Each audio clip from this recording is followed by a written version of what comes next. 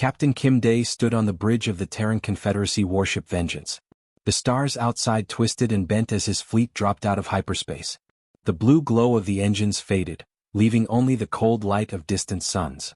3 years had passed since that terrible day when the Hegemony Alliance attacked human colonies without warning. 12 worlds had been destroyed, turned to burning glass by alien weapons. 3 billion people had died in those attacks. Men, women, children, all gone in a matter of hours. The aliens thought this would stop humanity from spreading across the galaxy. They thought it would make humans afraid. They were wrong. "Sir, we found them," said Lieutenant Park Min. Her hands moved quickly across the blue screens of the tactical display. "The Zephyrian fleet is hiding in the asteroid belt near Kepler Prime. They think the rocks will protect them." Day looked at the display. Red dots showed where the alien ships were hiding among the floating stones. These were the same ships that had attacked Proxima Colony. The same ships that had killed his wife and daughter. He closed his eyes for a moment, remembering their faces. Then he opened them again. "Tell all ships to get ready," he said. His voice was calm and cold. "Today we make them pay." Behind him, Commander Lee Jun worked at the communication station. The man's fingers moved across the controls with practiced skill. Every human ship in the fleet carried the same message painted on their metal hulls. The names of the dead worlds were there in bright white letters. Proxima. New Seoul. Haven's Rest. New Tokyo. Terra Nova. 8 more colonies that no longer existed. 12 names that would never be forgotten. The bridge was quiet except for the soft hum of machines. Everyone knew what they were here to do. The crew had trained for this moment for 3 years. Every day, every hour had been spent preparing for this fight. Day walked to the front window of the bridge. Outside he could see the other ships in his fleet. Sleek gray warships with weapons that could crack planets. Fast attack ships that moved like hunting birds. Heavy cruisers with armor thick enough to stop anything the aliens could throw at them. This was not the same human fleet that had existed 3 years ago. That fleet had been small and weak. It had been built for exploration and trade. It had not been ready for war. The fleet that floated in space now was different. After the attacks, every human world had changed. Every shipyard had been rebuilt to make warships instead of trading vessels. Every factory had stopped making civilian goods and started making weapons. Every man and woman had learned to fight. "Captain," said Park Min, "the Zephyrians are trying to move deeper into the asteroid field. Should we follow them?" Day smiled, but there was no warmth in it. "No. We wait. Let them think they are safe." The aliens had made a mistake 3 years ago. They thought humans were like other species in the galaxy. They thought humans would be afraid after being attacked. They thought humans would hide and beg for peace. Instead, humans had done something the aliens did not expect. They had learned. They had adapted. They had become something new. The war machine humanity had built was not driven by anger or hate. Those emotions burned hot and then died out. What drove humanity now was something much more dangerous. Cold determination. Mathematical precision. The absolute certainty that this would never happen again. "Sir," said Lee Jun from his station. "We're getting messages from the other fleets. They're all in position." Day nodded. This was not just one battle. Right now, across the galaxy, 17 human fleets were attacking hegemony targets. Every alien military base. Every alien shipyard. Every alien world that had supported the attacks on human colonies. The aliens had taught humanity an important lesson 3 years ago. They had shown humans what happened to weak species in this galaxy. They had demonstrated that mercy was a luxury that got you killed. Humanity had been an excellent student. "All ships, this is Captain Day," he said into his communication device. His words went out to every human vessel in the fleet. "You all know why we're here. These aliens killed our families. They destroyed our homes. They thought we would be afraid." He paused, looking out at the asteroid field where the enemy was hiding. "They were wrong. Today we show them what happens when you wake up humanity. Today we show them what we really are. All ships, begin the attack." The fleet moved forward like a pack of wolves. Silent and deadly. The asteroids that the aliens thought would protect them became their prison. Human ships appeared from every direction, surrounding the Zephyrian fleet completely. The hunt was about to begin. In the distance, warning sirens began to sound from the alien ships. Too late, they realized their mistake. They had thought they were the predators in this galaxy. Today they would learn they were wrong. Admiral Kethvar stood on the command deck of his flagship Death's Claw. The Zephyrian war leader was confident as he watched the sensor displays. His fleet was hidden well among the asteroids. The floating rocks would block enemy sensors and give his ships protection. "Sir, we have movement on the outer sensors," reported his tactical officer. The young Zephyrian scales were a nervous blue color. "Something is coming through the asteroid field." Kethvar was not worried. His fleet had destroyed human colonies 3 years ago. The humans had been weak then. Their ships were slow and their weapons were simple. "How many ships do they have?" he asked. "I count 20, no 30 ships, sir." "Wait, there are more appearing." The admiral frowned. His sensors should be able to see all enemy ships at this range. But new contacts kept appearing on his screens like ghosts becoming real. How is this possible? Suddenly, human warships appeared all around them. They came from above, below, and from all sides. Ships that had been invisible moments before now showed themselves. The asteroids that Kethvar thought would protect his fleet had become a trap. "How many ships?" he demanded, his voice rising in panic. 47 confirmed, sir." "No. 63. "Sir, they keep appearing." The tactical officer's voice was shaking now. More and more human ships materialized from the darkness. They had been there all along, hidden by technology the Zephyrians had never seen before. Captain Kim Dae's voice came over the communication channels. It was broadcast on all frequencies so every Zephyrian could hear it. His words were cold and clear like winter ice. "Zephyrian fleet, you are guilty of genocide against human civilians. There will be no quarter given." Kethvar knew those words. No quarter meant no mercy. No surrender would be accepted. He felt fear creep into his hearts for the first time in decades. "All ships, battle formation," he ordered. "Prepare to fight." But what happened next was not a battle. It was something else entirely.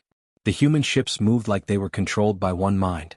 They spread out in perfect patterns, each ship knowing exactly where to go. When the Zephyrians fired their plasma cannons, the human ships moved away before the weapons could hit them. When the Zephyrians tried to use their shield jammers, the human weapons changed to different frequencies. Every time the Zephyrian fleet tried something new, the human ships adapted. Their weapons learned. Their defenses improved. It was like fighting an enemy that could read their minds. "Sir, our shields are failing," reported the weapons officer. "Their weapons are changing faster than we can defend against them." Kethvar watched in horror as his ships began to die. These were the same warships that had conquered a dozen worlds. The same fleet that had made other species tremble in fear. Now they were being destroyed one by an enemy that seemed to know their every move. A human torpedo hit the ship next to his flagship. The Zephyrian cruiser exploded in a ball of fire and metal. Then another ship died. Then another. "Retreat. All ships retreat," Kethvar ordered. But there was nowhere to run. The human ships had surrounded them completely. Every escape route was blocked. The asteroids that should have been protection had become walls of a prison. On the human flagship Vengeance, Engineer Song Hai sat at her communication station. She watched the sensor displays as Zephyrian ships tried desperately to escape. None of them would make it out alive. "Captain," she said to Kim Dae, "the enemy flagship is trying to contact us." Dae nodded. "Put it through." Admiral Kethvar's voice came through the speakers. For the first time, the proud Zephyrian leader sounded afraid. "Human ships, this is Admiral Kethvar. My shields are failing. My weapons are destroyed. Please, we surrender. Have mercy on us." Song Hai looked up at her captain. Everyone on the bridge was quiet, waiting to hear what he would say. This moment would be remembered for generations. Captain Dae stepped forward.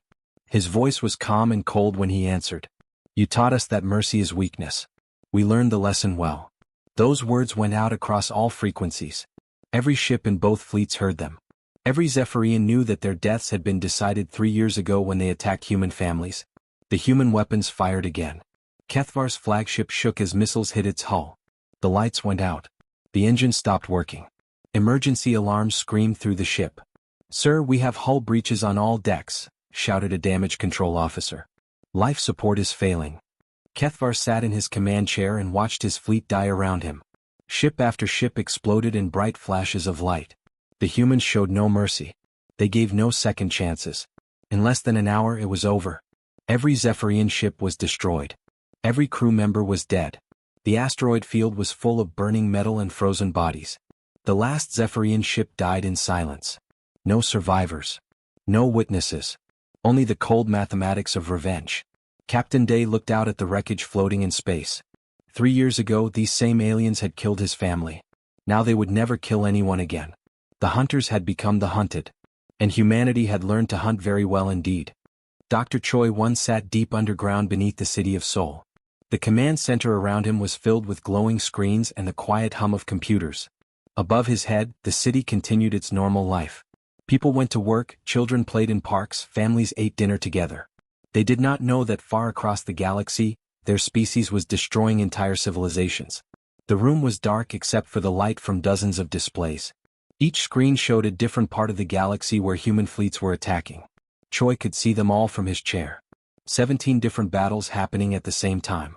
17 alien worlds under attack. "Give me a status report on Sector 7, he said to the young woman at the nearest computer station. Analyst Nam Yun typed quickly on her keyboard. Numbers and images appeared on her screen. "The crystalline hierarchy's homeworld is under siege, sir. Our quantum viruses have infected their hive mind networks.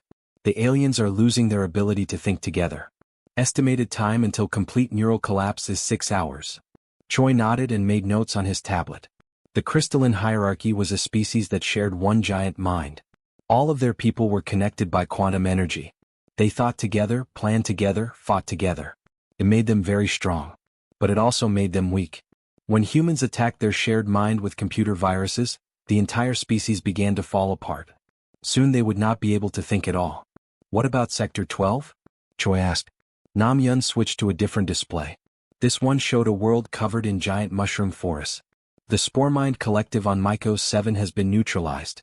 Our bioweapon deployment was successful. Their fungal networks are dissolving. The Spore Mind was another alien species in the Hegemony Alliance. They were like giant mushrooms that could think. Their roots connected underground across entire continents. They shared information through chemical signals in their root networks. Human scientists had created a special poison that attacked only their roots. The poison was spreading through their underground networks right now. Soon all the thinking mushrooms would die. Choi wrote more notes on his tablet. This was not conquest like the old wars. This was something much more complete. This was extinction. The total removal of entire species from the galaxy. Humans had planned every detail with careful precision. Each alien species was being destroyed in a different way. The method was chosen to be the most effective for that particular enemy. No energy was wasted. No effort was unnecessary. Sir, we have a communication from Captain Yoon Soo, said another technician. Put it through, Choi replied. Captain Yoon Soo's voice came through the speakers. He was commanding the human fleet that was attacking the void swimmers. These aliens lived in the empty space between stars. They used dark matter as a weapon and could make themselves invisible. Sir, we have successfully reverse-engineered their dark matter technology, reported Yoon Soo. His voice sounded pleased. The irony is beautiful. We are using their own weapons to dismantle their civilization. Choi smiled coldly. The void swimmers had thought their technology was too advanced for humans to understand. They were wrong. Humans had captured some of their ships 3 years ago and studied them carefully. Now human scientists understood dark matter better than the aliens who discovered it. Excellent work, Captain, Choi said. Continue the operation. He looked around the command center. On every screen, alien civilizations were dying. These were the same species that had attacked human colonies without warning. They had killed 3 billion people. They had turned 12 worlds into burning glass. The aliens had thought this would make humans afraid. They thought humans would hide and beg for peace. Instead, humans had done something the aliens never expected. They had learned. For 3 years, human scientists had studied every piece of alien technology they could find. They had analyzed every alien weakness. They had planned the perfect way to destroy each species in the Hegemony Alliance. Status on the Hegemony leadership? Choi asked. All major command centers have been located and targeted, replied Nam Yun. Estimated time until complete government collapse is 72 hours. Choi nodded. The alien leaders who had ordered the attack on human colonies were about to learn what humans really were. Not weak explorers looking for new homes. Not peaceful traders hoping to make friends. Humans were the most dangerous predators in the galaxy. The difference between humans and other species was simple. When other species were threatened, they fought back. When humans were threatened, they evolved. They became something new and terrible. 3 years ago, the Hegemony Alliance had faced weak human colonies with simple defenses. Today they faced an enemy that had learned from every mistake. An enemy that had turned their own weapons against them. An enemy that showed no mercy because they had been taught that mercy was weakness. Sir, incoming message from all sectors, announced a communications officer. All fleets report successful completion of primary objectives. Choi looked at the main display. Red dots that had marked alien worlds were turning gray one by one. Each gray dot meant another species that would never threaten humanity again. The galaxy was learning what happened when you awaken humanity's true nature. The lesson was simple and brutal. When you try to destroy humans, humans will destroy you completely. The great city of Nexus Prime had stood for 1,000 years. Its golden towers reached toward the stars, and its massive council buildings had seen the rise and fall of hundreds of species. For 10 centuries, this world had been the beating heart of the Hegemony Alliance. Alien leaders had sat in its grand chambers and decided the fate of entire civilizations. Today those same leaders hid in their council rooms like frightened children. The sky above Nexus Prime was dark with human warships. Hundreds of gray vessels hung in the air like storm clouds. Their weapons pointed downward at the city below. The proud capital world had never seen enemy ships in its sky before.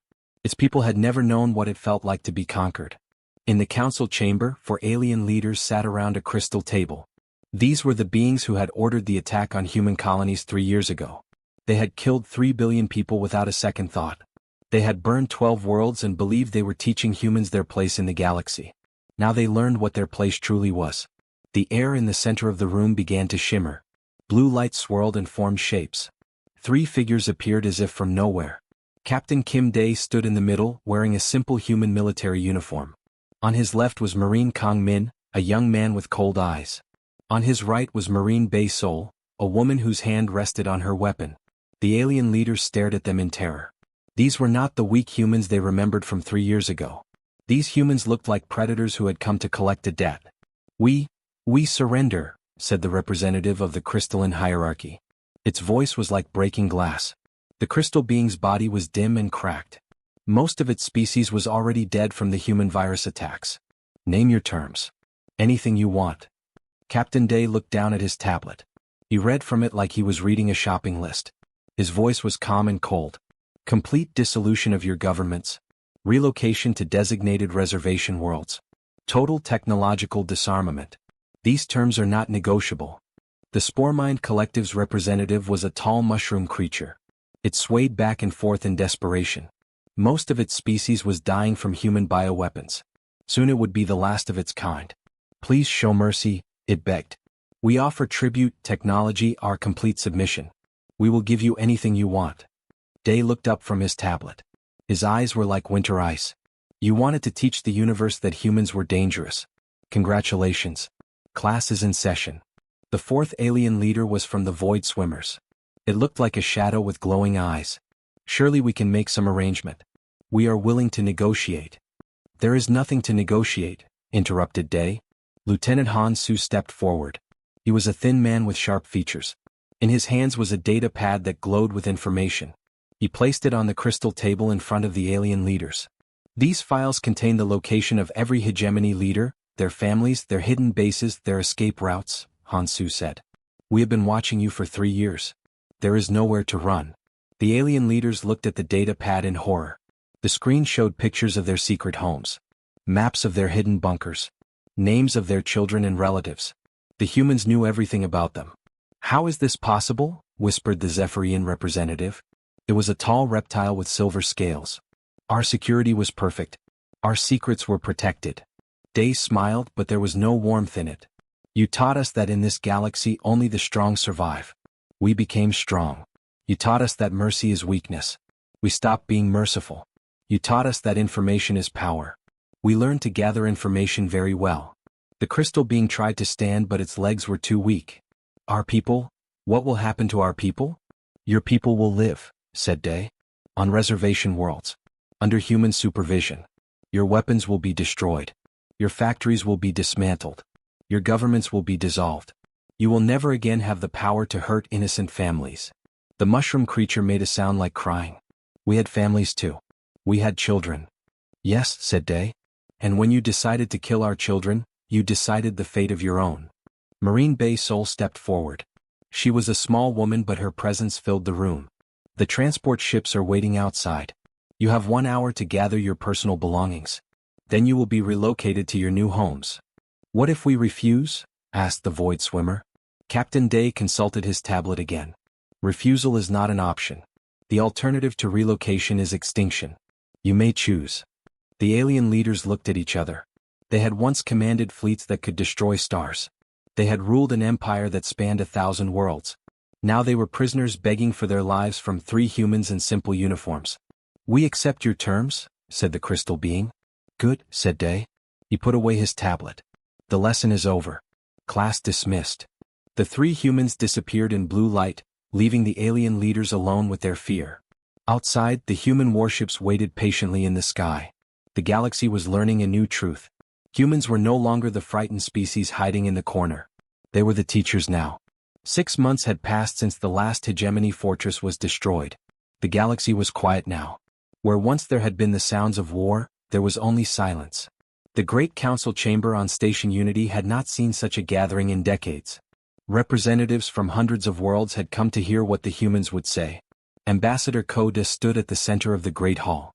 She was a small woman in a simple blue dress, but everyone in the chamber watched her with careful attention. Behind her sat the empty chairs where the hegemony leaders used to sit. Those chairs would never be filled again. The alien representatives whispered nervously to each other. They remembered how the Galactic Council had acted when humans first asked for help 3 years ago.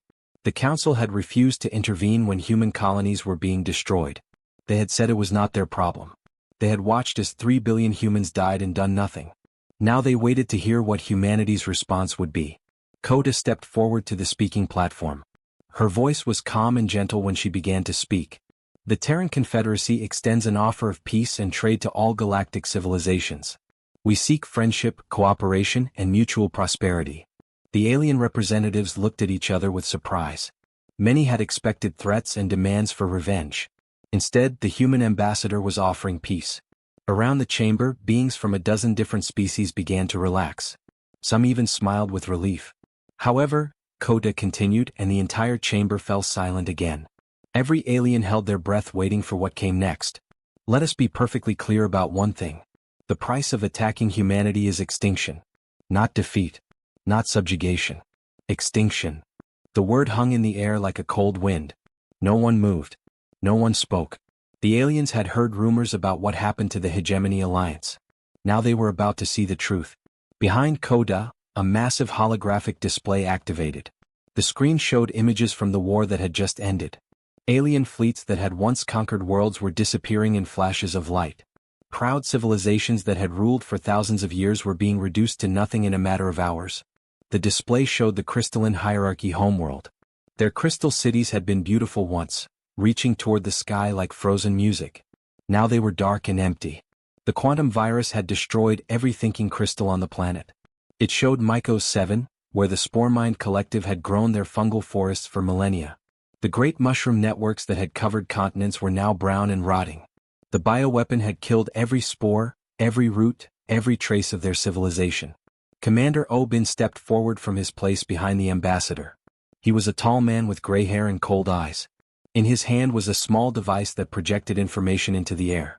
"This recording is being transmitted to every world in the galaxy," he announced. "When humans say, 'never again,' we mean it."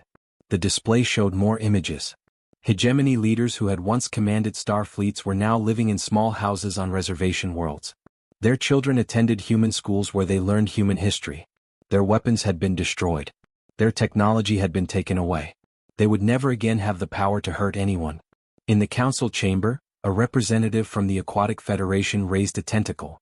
"Ambassador Koda, what assurance do we have that humanity will not use this power against peaceful species?" Koda looked directly at the aquatic being. "The same assurance you gave us when our colonies were burning." "None." The chamber was silent again. The truth was uncomfortable but clear. The galaxy operated by the law of the strong. For centuries, other species had used their power to control weaker ones. Now humanity was the strongest, and everyone else had to live with the consequences of their own rules. "But," Koda continued, "we are not like those who came before us. We do not seek to conquer peaceful worlds. We do not destroy species for fun or profit. We only ask for one thing: leave us alone and we will leave you alone. Attack us and you will cease to exist." A small alien that looked like a walking flower asked, "What about trade agreements? Cultural exchange?" "We welcome both," replied Koda. "Human markets are open to all peaceful species. Our scientists are eager to share knowledge with those who share it in return. Our artists want to learn about your music and stories. We want to be part of the galactic community." The flower being seemed pleased. Many other representatives nodded their approval. Trade meant prosperity for everyone. However, Coda said again, and once more the chamber grew quiet. Remember what you saw today. Remember what happened to those who thought humans were weak. Remember what happened to those who killed our families. Across the galaxy, the recording was being broadcast on every world. In classrooms filled with young aliens, teachers were explaining the new reality. There were dangerous species in the universe, and then there were humans. The difference was simple: humans never forgot and humans never forgave. On a water world in the Outer Rim, a teacher showed her students images of burning human colonies. "This," she said, "is what started the war." Then she showed them images of empty hegemony worlds. "This is how it ended." The galaxy had wanted to teach humanity its place in the order of things. They had succeeded. Humanity's place was at the top, and everyone else would learn to live with that fact. The lesson was over. Class had been dismissed.